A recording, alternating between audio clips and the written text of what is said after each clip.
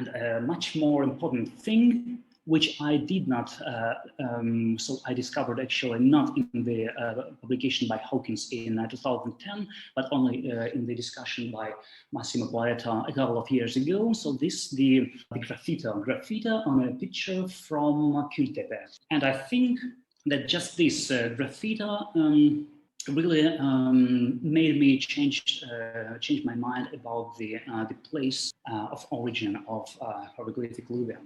It could seem that it's probably well as unrepresentative as the short inscriptions of the seals, but I think so the case is different because it's indeed incised, and incised in a very well, I would say quite an elegant manner.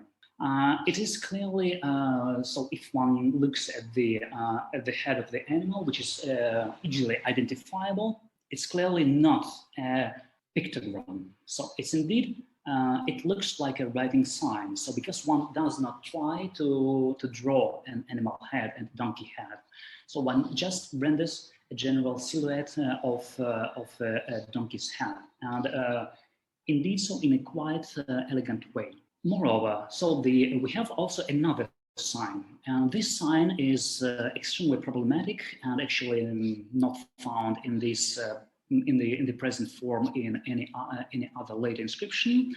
And this is also a very good sign. So again, so it disproves the idea that it's sort of pictogram, and so we have something like a symbol.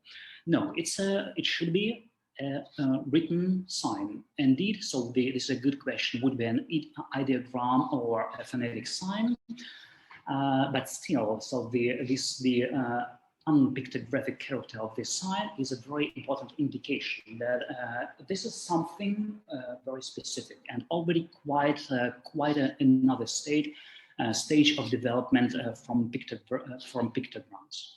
So so just very briefly, so what can it be? So the Massimo Poeta interpreted this is as a name with which I completely agree. So this is a type of thing which one would expect first of all to find as a graffito on a picture. And indeed, so the donkey names, so the names based on the bird for donkey, Tarkasna, very specific Anatolian bird, are very popular. So they're very popular all throughout Anatolia, and so there are many of them.